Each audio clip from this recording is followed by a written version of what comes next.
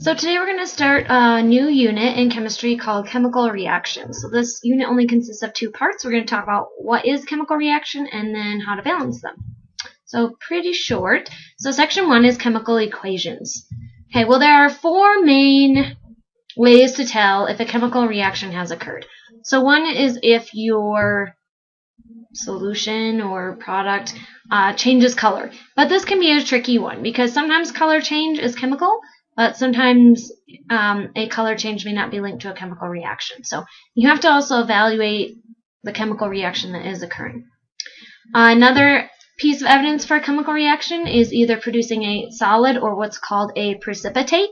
So if you put two liquids together and a solid is formed where you get a powder or something settling on the bottom, that's evidence of a precipitate. Third is producing a gas, so usually you'll see bubbling or things like that. And the fourth one is production of heat, light, or also sometimes sound. Okay, so a chemical change always involves a rearrangement of the ways in which atoms are grouped. Okay, so we're taking hydrogen gas and oxygen gas and forming it into water, which is H2O. So we're changing the way those atoms are bonded. And we represent this by writing chemical equations, kind of like a math equation, only it has chemistry symbols in it. So let's look at the parts of a chemical equation. There are two parts. The first is the reactant. These are the chemicals present before the reaction occurs. So we have, in this case, we have some, let me get a pen here, we have some hydrogen, and this is usually a gas, and then we have some oxygen gas, and they're just kind of by themselves. Okay, and that's always written on the left side of the arrow.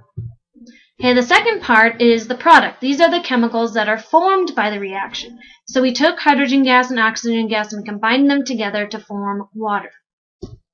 And these are always on the right side of the reaction. And the arrow indicates the direction of change. So I suppose we could write a reaction that looked like this, but it's just not very traditional. Okay, so you always want your reactants on the left and your products on the right, and your arrow, for our purposes right now, is always going to point to the product, because that's the direction of change. Okay, the reactant and product contain the same number of atoms, but they are distributed differently. If we take a look, we have 2 times 2, which gives us 4 hydrogen atoms, 2 oxygen atoms, and 2 times 2 gives us 4 hydrogen, and 2 times our oxygen gives us 2 oxygen. So the same number of atoms, they are just distributed differently. Okay, and this is what's called the law of conservation of matter and law of conservation of mass. So it says the atoms are neither created or destroyed, we're just changing how they're bonded. So the same number of atoms is on the product side as the reactant side. And this is why we balance equations, because we need to get that same quantity on both sides. Okay, so chemical equations give two important types of information.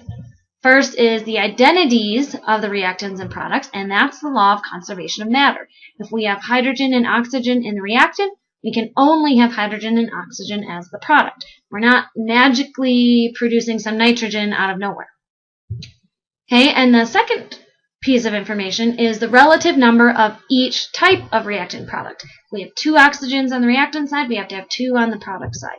Okay, and this is the law of conservation of mass. We can't automatically have 10 oxygens on the product side without having 10 on the reactant side.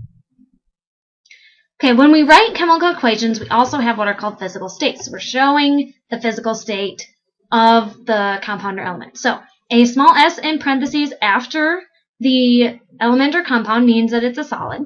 A small l, and usually we draw these as cursive L's, means it's a liquid. A small g is a gas, and we do put them in parentheses. That is part of the symbol. And then the last one is AQ. AQ means it's dissolved in water, or it's an aqueous solution. We talked about this a little bit when we talked about ionic compounds way back, beginning of the year.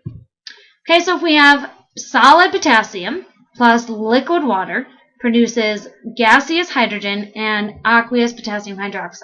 Now the other thing you have to remember, and let's see, the other thing that you have to remember are diatomics. Okay, because if it just says gaseous hydrogen, I need to remember that hydrogen is a diatomic, and I want to write it as H2. Writing just H is wrong, and you will have trouble balancing your reaction. So remember, our diatomics are hydrogen, and then it forms the number 7, starting at atomic number 7, Or you can use Brinkelhoff, so hydrogen, nitrogen, oxygen, fluorine, chlorine, bromine, and iodine. 1, 2, 3, 4, 5, 6, 7. Or Brinkelhoff, which is bromine, iodine, nitrogen, chlorine, hydrogen, oxygen, and fluorine.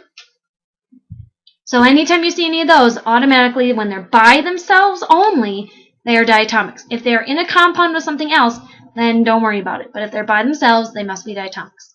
Okay, so we have solid mercury 2 oxide. So mercury is Hg. This is a type 2 because this 2 means the charge, so that's a 2 plus. Oxide means oxygen, and that's a 2 minus, so that looks neutral to me, and it's a solid. It decomposes. This means it's going to break apart to produce.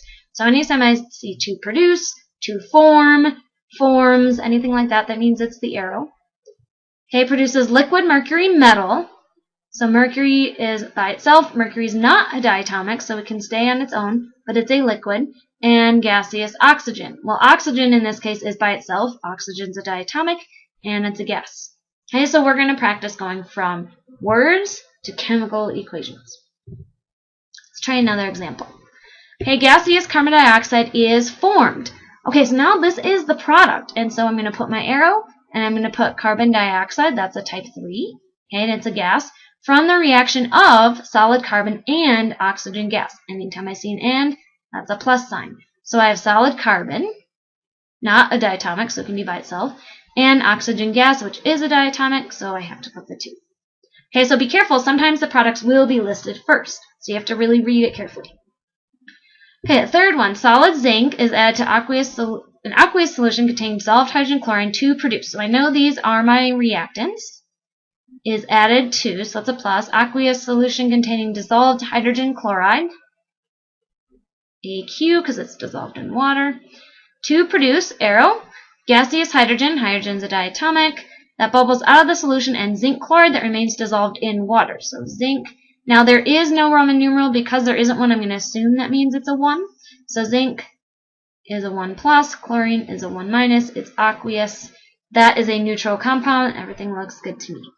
Okay, so again, you got to make sure your compounds are neutral and that you watch out for those diatomics. So try these next 3 examples on your own. Okay, even if you're not sure, go back to your polyatomic sheet, go back to your diatomics, check your charges, make an attempt, and we're going to go over them in class. So you can pause between each one, but I'll go on to the next 2 slides for you. So please try these on your own.